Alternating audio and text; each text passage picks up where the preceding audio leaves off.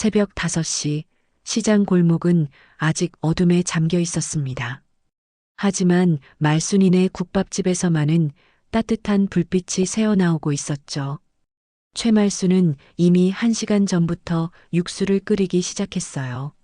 30년째 변하지 않는 새벽 풍경이었습니다. 어머, 또 이렇게 일찍 나오셨네요. 옆 가게 아주머니가 말을 걸었어요. 그래야죠. 손님들이 제일 맛있는 국밥 먹으려면 새벽부터 정성을 들여야 하거든요. 말수는 구수한 미소를 지으며 대답했습니다. 거친 손으로 물을 썰어 넣으면서 말수는 30년 전을 떠올렸어요. 20살 때 사랑했던 남자가 있었습니다. 그는 부잣집 아들이었고 말수는 가난한 공장 여공이었죠. 결혼을 약속했지만 갑작스러운 교통사고로 세상을 떠났어요. 그때 뱃속에 있던 아이가 바로 지금의 지은이었습니다. 지은이가 간호사가 된 건 참 다행이야. 말수는 혼잣말을 중얼거렸어요. 그의 아빠도 하늘에서 기뻐할 거야. 육수가 보글보글 끓으면서 진한 향이 퍼져나갔습니다. 말수는 국자로 육수를 떠서 맛을 봤죠. 짠맛, 단맛, 그리고 깊은 맛이 조화롭게 어우러졌어요. 이 맛을 위해 말수는 새벽마다 정성을 쏟았습니다. 첫 손님이 들어왔어요. 택시 기사였죠. 아줌마 국밥 하나요. 네, 금방 드릴게요. 말수는 정성스럽게 밥을 퍼담고 뜨거운 국물을 부었습니다.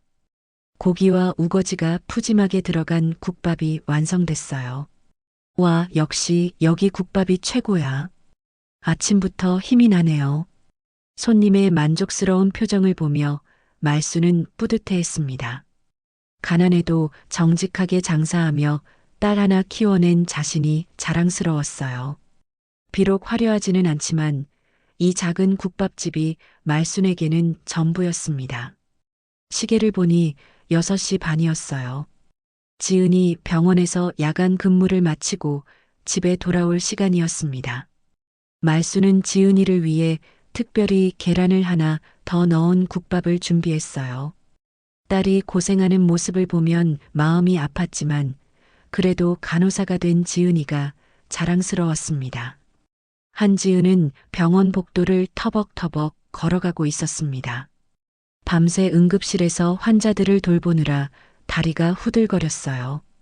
하얀 간호사복은 여기저기 얼룩이 묻어 있었고 머리카락도 헝클어져 있었습니다. 지은아, 수고했어. 빨리 집에 가서 쉬어. 동료 간호사가 말했어요. 고마워. 너도 조심히 가. 지은은 힘겹게 미소를 지었습니다. 엘리베이터를 기다리며 지은은 피곤에 지친 얼굴을 거울에 비춰봤어요.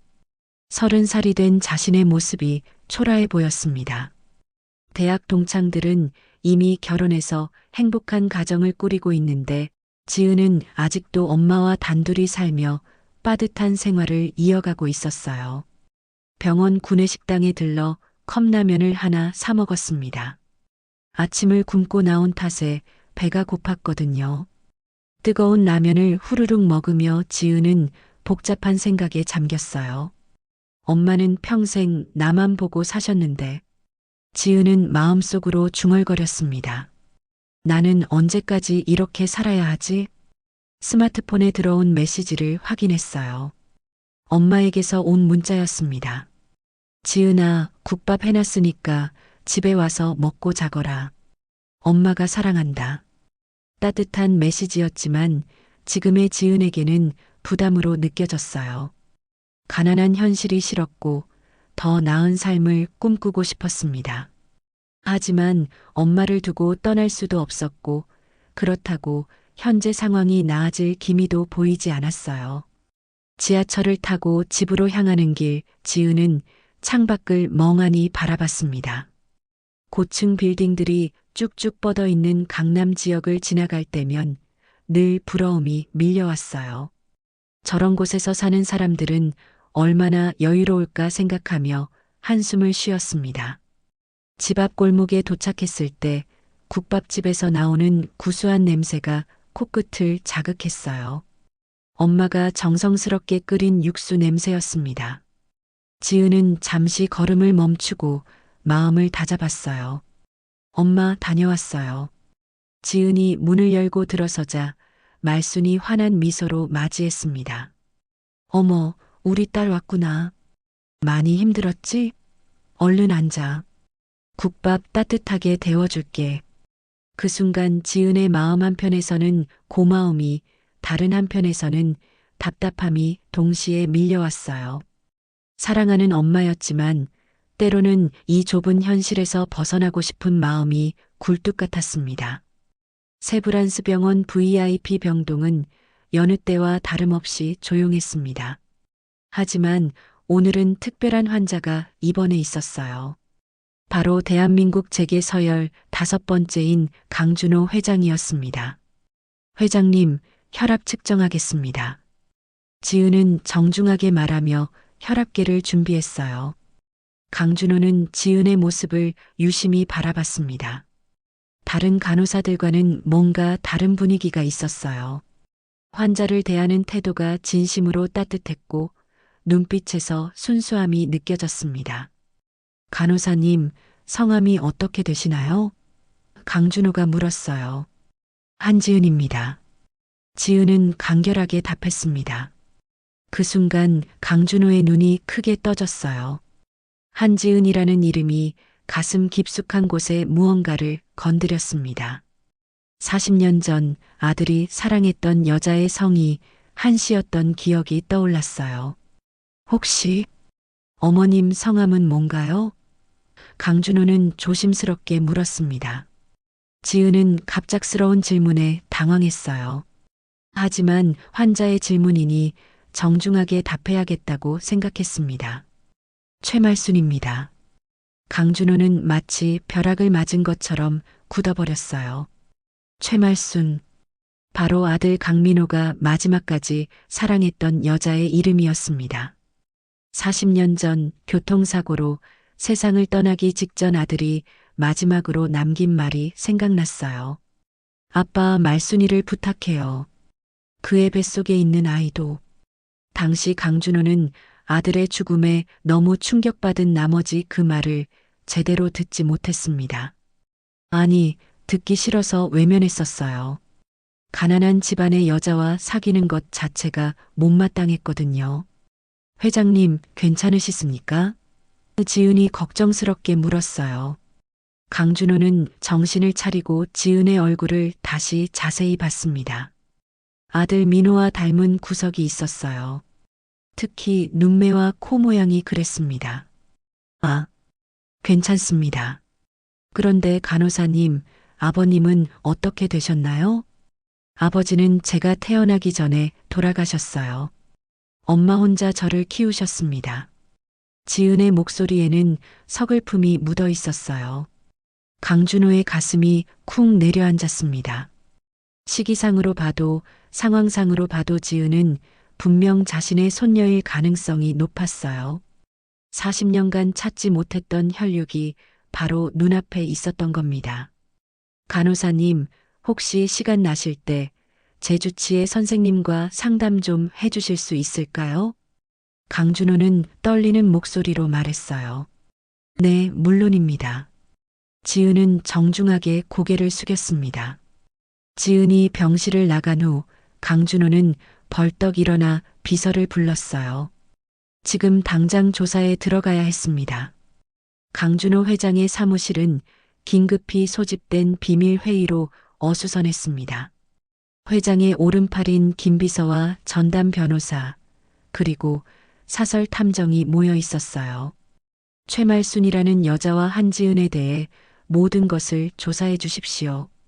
가족관계, 출생 기록, 과거 이력까지 샅샅이 파헤쳐야 합니다.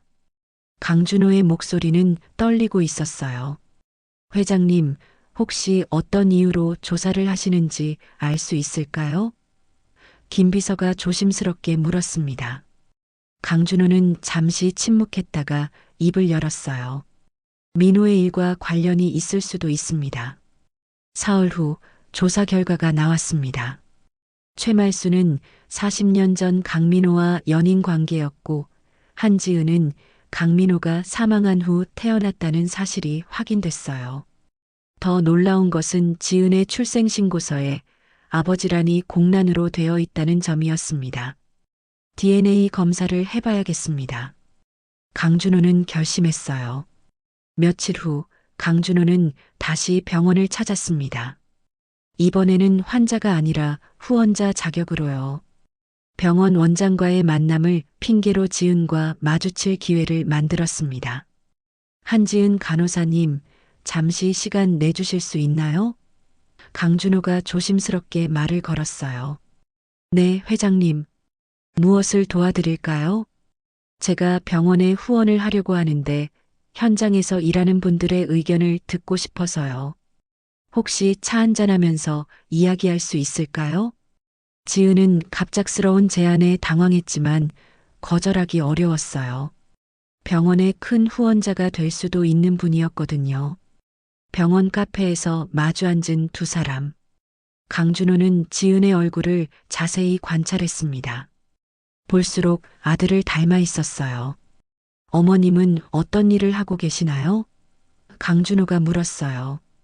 시장에서 국밥집을 운영하고 계십니다. 30년째 한자리에서요. 지은은 자랑스럽게 말했습니다. 정말 대단하신 분이군요. 혼자서 딸을 키우면서 사업까지 하시다니. 강준호의 목소리에는 존경이 담겨 있었어요. 그때 지은의 핸드폰이 울렸습니다. 엄마에게서 온 전화였어요. 여보세요, 엄마. 지은아, 오늘 저녁에 집에서 먹을 수 있지? 엄마가 특별히 갈비탕을 끓였어. 네, 엄마. 일찍 들어갈게요. 전화를 끊고 지은이 미안하다는 표정을 지었어요. 죄송합니다. 어머니가 기다리고 계셔서. 아니에요. 가족이 중요하죠. 강준호는 따뜻하게 미소 지었습니다. 마음속으로는 우리도 곧 가족이 될 수 있을까라는 생각을 하고 있었어요. 그날 밤 강준호는 DNA 검사 결과를 기다리며 잠 못 이루는 밤을 보냈습니다. 일주일 후 강준호 회장의 저택에서는 정기 이사회 모임이 열렸습니다. 하지만 오늘 모임에는 특별한 손님이 초대되어 있었어요. 바로 한지은이었습니다. 지은 씨, 이쪽으로 오세요. 집사가 정중하게 안내했어요. 지은은 어리둥절했습니다. 갑자기 재벌 회장이 자신을 집으로 초대한 이유를 알 수 없었거든요. 게다가 입고 갈 옷도 마땅치 않아서 평소 입던 단정한 원피스를 골라 입었어요. 거대한 저택의 현관을 들어서자 화려한 샹들리에가 눈을 부시게 했습니다. 지은은 지금까지 본 적도 없는 호화로운 장식들에 압도되었어요. 어서 오세요. 강준호가 따뜻하게 맞이했습니다. 소개해드릴 분들이 있어요. 넓은 응접실에는 여러 사람이 모여 있었어요. 강준호의 양녀인 강수연을 비롯해 회사 임원들과 친척들이었습니다. 모두 고급스러운 옷을 입고 있었고 지은의 소박한 차림새와는 대조적이었어요. 여러분 소개합니다. 한지은 씨입니다. 강준호가 말했어요. 안녕하세요. 지은은 어색하게 인사했습니다. 강수연은 지은을 위아래로 훑어봤어요. 도대체 왜 아버지가 이런 평범한 여자를 집에 부른 걸까? 하는 의문이 들었습니다. 아버지, 이분이 누구신지 궁금하네요. 수연이 날카롭게 물었어요. 강준호는 잠시 머뭇거리다가 폭탄 발언을 했습니다. 지은 씨는 내 손녀입니다. 응접실이 순간 정적에 휩싸였어요. 모든 사람이 충격에 빠진 표정을 지었습니다. 뭐라고요? 수연이 벌떡 일어났어요. 갑자기 무슨 말씀이세요? 지은도 마찬가지로 놀라 입을 다물지 못했습니다. 회장님, 저는 무슨 말씀인지 이해가 안 되는데요. 강준호는 미리 준비해둔 서류들을 꺼냈어요. DNA 검사 결과와 과거 조사 자료들이었습니다. 민호는 내 아들이었어요. 40년 전 교통사고로 세상을 떠났지만 지은 씨 어머니와 깊이 사랑하는 사이였습니다. 그리고 지은 씨는 민호의 딸이에요. 지은은 머리가 하얗게 변하는 느낌이었어요. 평생 아버지 없이 자라면서 아버지에 대한 궁금증이 많았는데 갑자기 재벌가의 혈족이라니 믿을 수가 없었습니다. 이건 말이 안 되는데요. 지은은 떨리는 목소리로 말했어요. 수연은 더욱 격분했습니다. 아버지, 설마 유산 때문에 이런 일을 꾸미시는 건 아니겠죠? 갑자기 나타난 여자를 손녀라고 하시다니. 수연아. 강준호의 목소리가 커졌어요. 이건 돈 문제가 아니야. 내가 40년간 찾지 못했던 가족을 찾은 거라고. 그 순간 지은은 자리에서 일어났습니다. 죄송하지만 저는 이해할 수 없어서 집에 가보겠습니다. 지은 씨, 잠깐만요.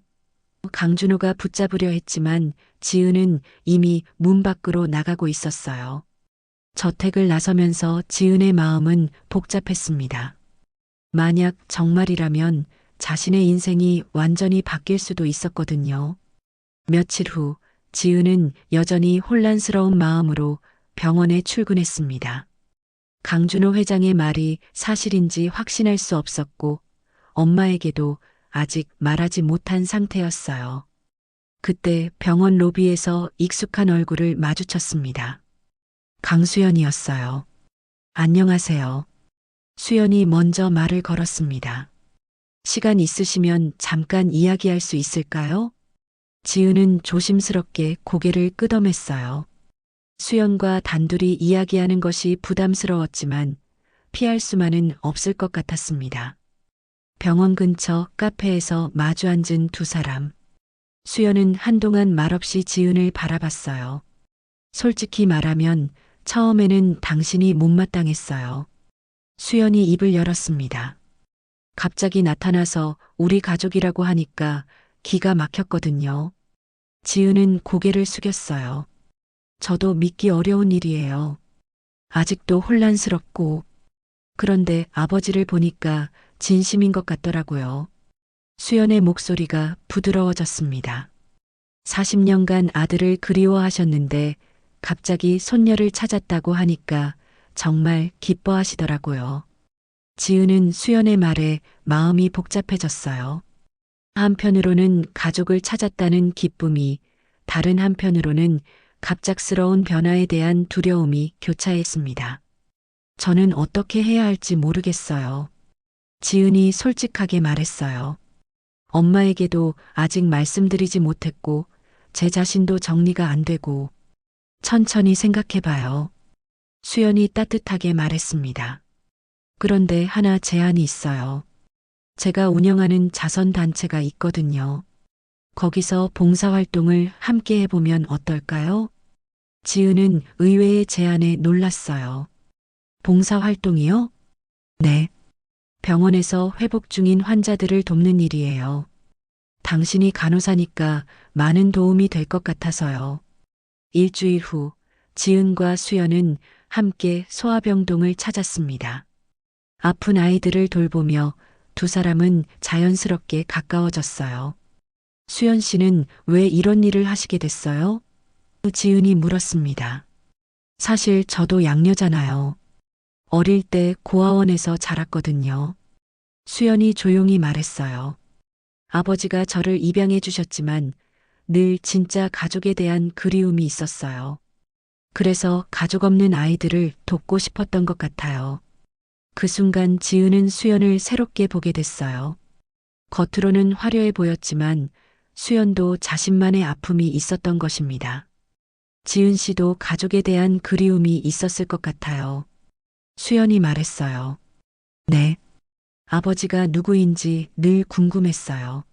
하지만 엄마는 힘드실까봐 물어보지 못했거든요. 두 사람은 아픈 아이들을 돌보면서 서로의 마음을 이해하게 됐습니다. 혈연 관계를 떠나서 진정한 가족의 의미에 대해 생각해 보게 됐어요. 지은이 집에 도착했을 때 말수는 국밥집 정리를 막 끝낸 참이었습니다. 딸의 얼굴이 평소와 다르다는 것을 금세 눈치챘어요. 지은아, 무슨 일 있었니? 얼굴이 왜 그래? 말순이 걱정스럽게 물었습니다. 엄마, 지은은 한참을 망설이다가 입을 열었어요. 엄마에게 물어볼 게 있어요. 뭔데? 무슨 일인지 얘기해봐. 지은은 강준호 회장과의 만남, 그리고 자신이 재벌가의 손녀일 수도 있다는 이야기를 차근차근 설명했습니다. 말순의 얼굴은 점점 창백해져 갔어요. 그런 일이. 말순은 털썩 주저앉으며 말했습니다. 민호, 강민호. 엄마, 정말 아버지 이름이 강민호였어요? 지은이 간절하게 물었어요. 말순은 오랫동안 묻어두었던 기억을 꺼내느라 힘들어했습니다.